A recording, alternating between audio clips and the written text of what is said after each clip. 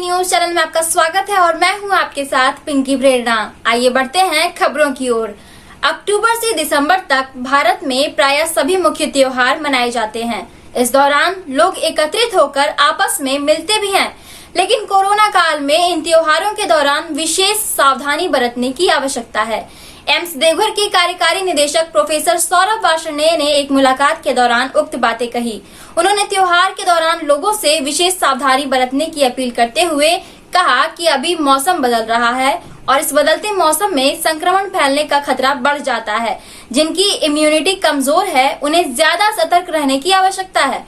उन्होंने यह भी सलाह दी है कि त्योहार के दौरान सामाजिक दूरी का पालन करना, हाथ धोना और मास्क लगाना बहुत जरूरी है। साथ ही दिन भर में 3 से 4 लीटर गुनगुना पानी पीने को कहा और तली हुई चीजें खाने से परहेज करने की सलाह दी है।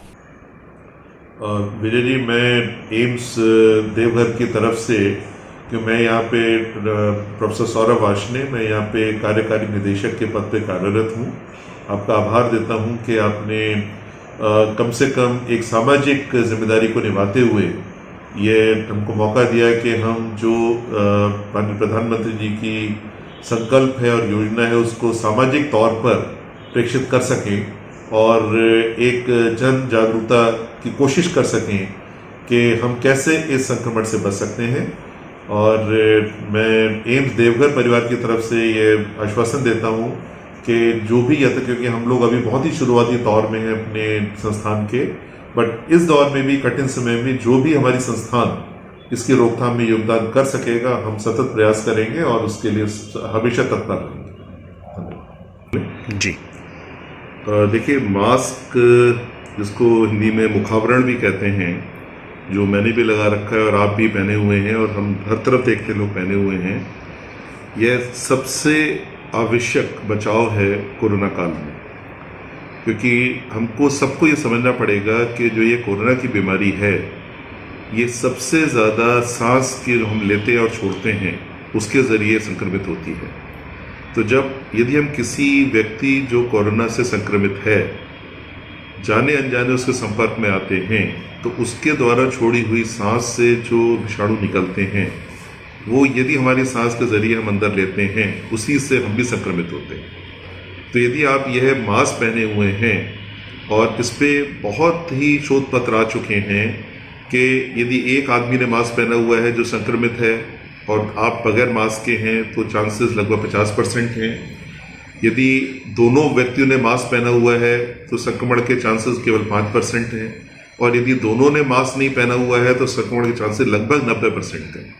तो आप सोच सकते हैं कि 90% से यदि 5% तक मात्र एक छोटी सी सावधानी कि हम एक मास्क पहन के रहें और उससे हम सब का बचाव हो सकता है। तो मैं मानता हूं कि मास्क सबसे आवश्यक चीज़ है कि इसके लिए बचाओ। जैसे एक राज्य सरकार ने एक स्लोगन भी बनाया है मास्क पे कि मास्क अंग्रेजी में MASK होता है, उसका है मेरा अपना सुरक्षा चक्र। तो इसको सुरक्षा कवच, मेरा अपना सुरक्षा कवच, तो इसको हम ये माने कि ये हमारे पहला सुरक्षा कवच है। और यदि हम इसको पहने तो हमारा संक्रमण की क्षमता 75% से तो कम हो ही जाती है।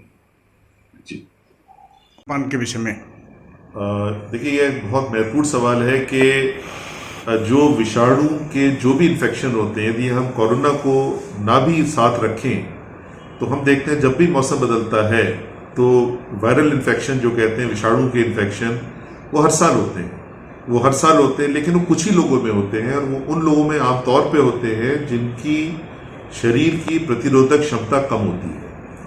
शरीर की प्रतिरोधक क्षमता उन्हीं में कम होती है जिनके खान पान ठीक नहीं होता है या खान पान में कुछ न्यूट्रिएंट्स की कमी होती है।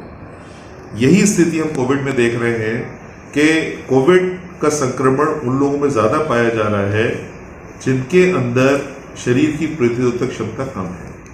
और अभी आप लोग भी पढ़ रहे होंगे, क्योंकि आप लोग मीडिया से जुड़े हुए सारे समाचारों को फॉलो करते हैं, कि जिन लोगों में और बीमारियां हैं, जैसे शुगर की बीमारी है, रक्तचाप की बीमारी है, थायराइड की बीमारी है, कैंसर की बीमारी है, उनमें मृत्यु दर 15 से 16 गुना ज़्यादा है। तो इसका साफ ये है कि जैसे और विषाणु में होता है, यदि आपका शरीर स्वस्थ है तो आपको यदि विषाणु का संक्रमण हो भी जाएगा तो वह जानलेवा नहीं होगा। लेकिन यदि आपकी शरीर की प्रतिरोधक क्षमता कम है और जिसका सीधा संबंध खान पान से है, तो आपको मृत्यु दर ज्यादा होने के चांसेस हैं। आप खान पान की बात करें तो इसमें 3 चीजों का खास ध्यान रखना है।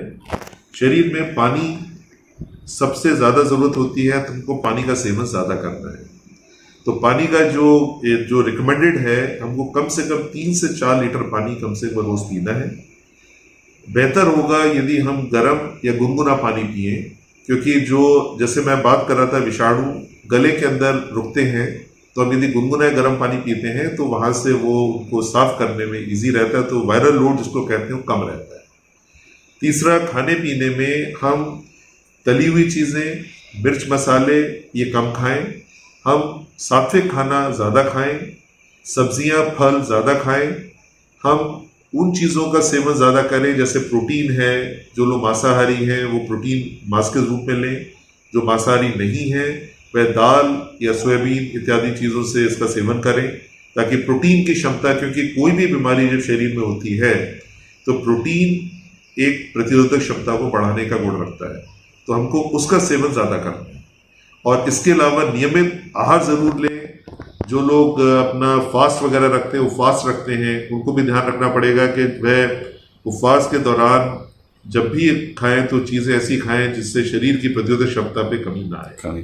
तो यह बहुत आवश्यक है। और ख़ास तौर से जिनके परिवार में बुजुर्ग हैं 65 साल के ऊपर, या किसी और उनको संक्रमण है, तो उन लोगों का खास ध्यान रखने की ज़रूरत है खान पान के हिसाब से, ताकि उनकी प्रतिरोधक क्षमता हम लोग बढ़ाने की कोशिश करें। कुछ लोगों के लिए कुछ दिशा निर्देश। ये जो माननीय प्रधानमंत्री जी का जन आंदोलन का आह्वान है, यह एक बहुत चिंता का विषय है। यही सब सोचते हुए कि आगे आने वाले समय में अक्टूबर, नवंबर, दिसंबर में हमारे भारतवर्ष में विभिन्न त्यौहार मनाए जाते हैं। दशहरा, दिवाली, फिर क्रिसमस, तो ये सारे त्यौहार इन्हीं 2-3 महीनों में मनाए जाते हैं। और इन त्योहारों में आमतौर में ये देखा जाता है कि हम लोग भारतीय संस्कृति के हिसाब से त्यौहार आपस में मिलजुल कर बनाते हैं, साथ बैठते हैं, साथ खाते हैं। तो यह आह्वान किया जा रहा है कि इस साल हमको थोड़ा त्योहारों को बहुत एहतियात के साथ, बहुत सावधानी के साथ मनाना पड़ेगा। कि यदि आप इसको देखेंगे कि जो केसों की संख्या है, पिछले 15 दिन से थोड़ा सा केस भारतवर्ष में कम हुए हैं। यह एक खुशी का विषय तो नहीं है, लेकिन हाँ थोड़ा राहत का विषय है।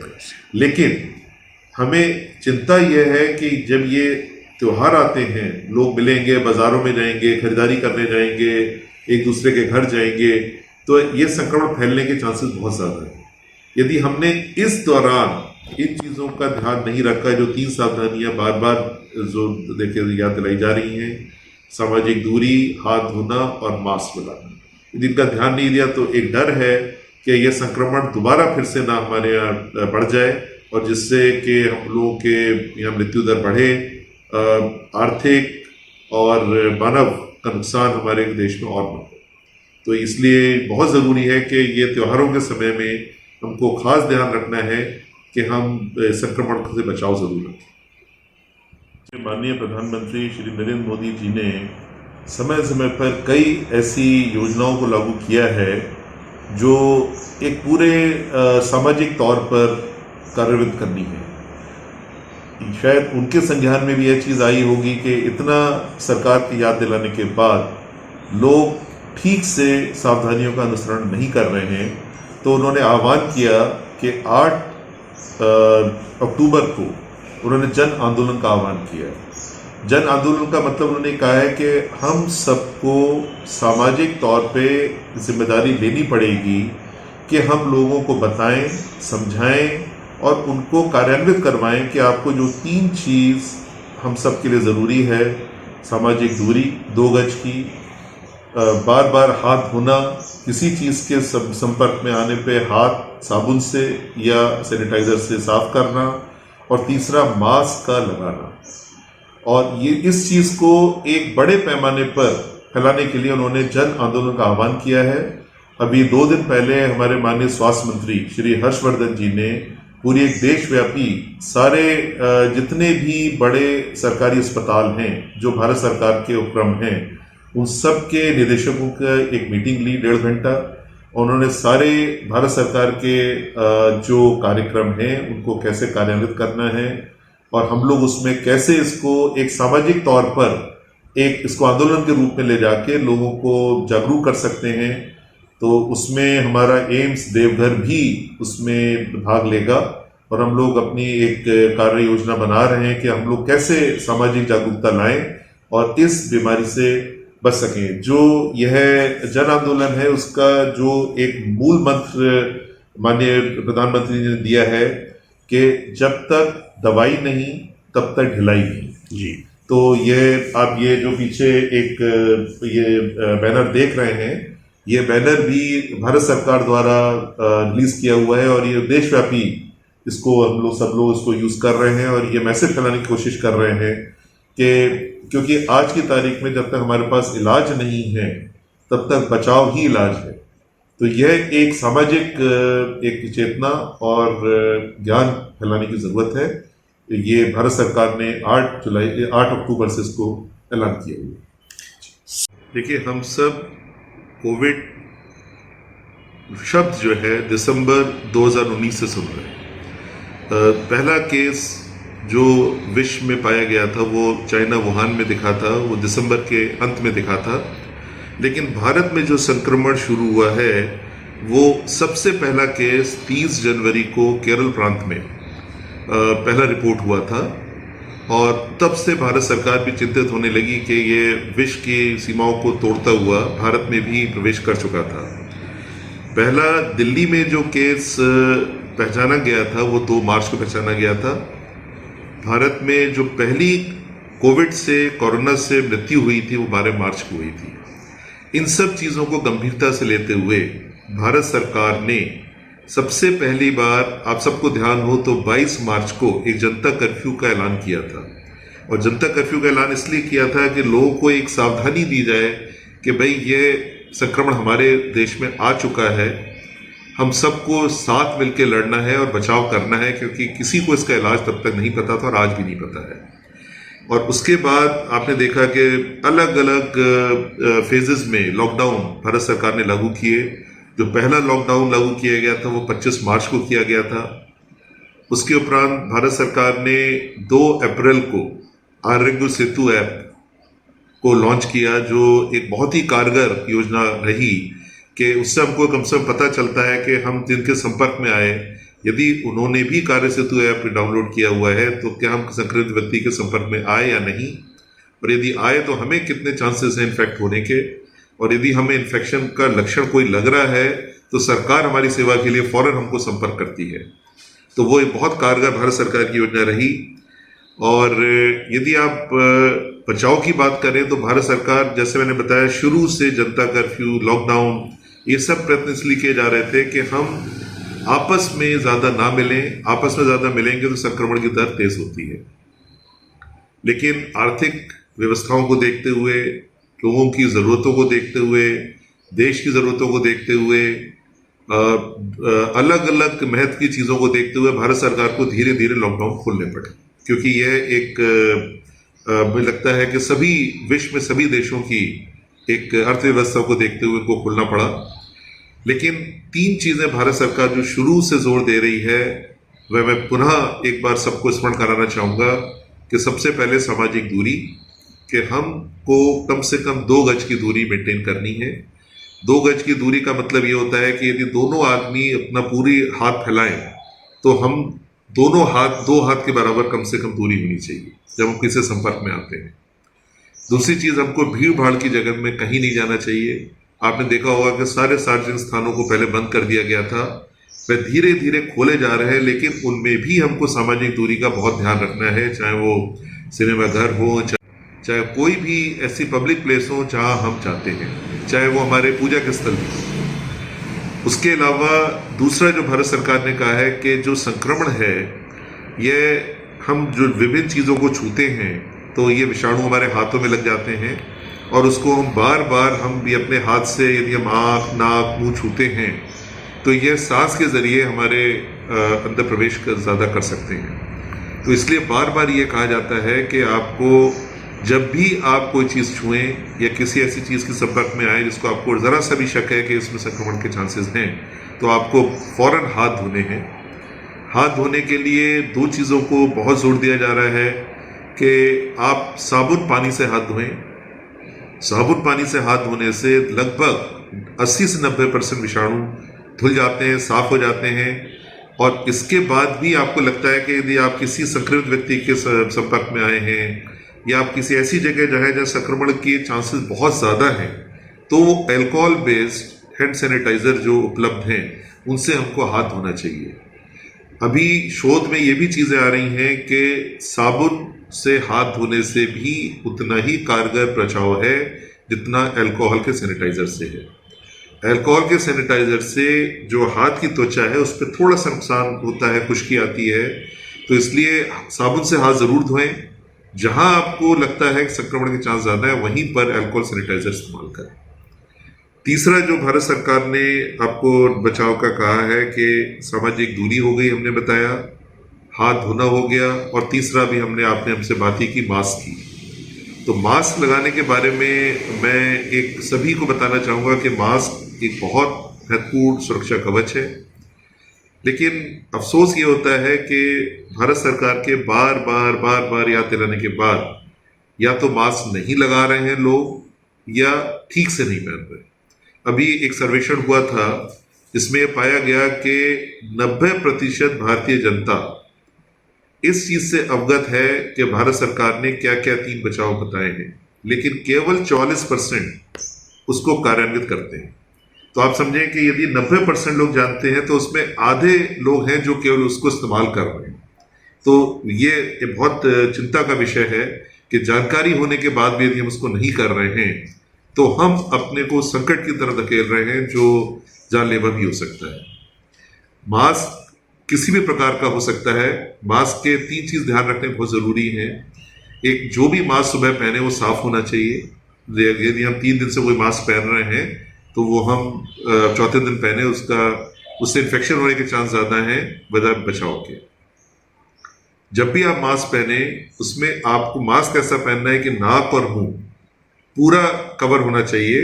आप यदि कहें तो मैं एक बार पहन के दिखाता हूं आपको मास्क सबके ध्यान के लिए। भारत सरकार ने बताया कि जब भी आप मास्क पहने, 2 तरीके के मास्क आते हैं कि एक मास्क में रेस्पिरेटर लगा होता है जिसमें हवा का एक खिड़की बनी होती है।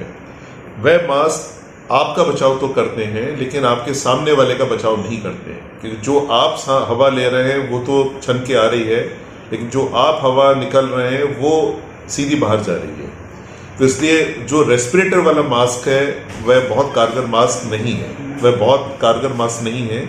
तो जो आपको मास्क पहनना है वो कोई भी ऐसा मास्क हो, चाहे वो N95 हो, चाहे घर का बना हुआ कपड़े का मास्क हो, चाहे वो जो सर्जिकल मास्क 3 लेयर मास्क हो, उसको पहने।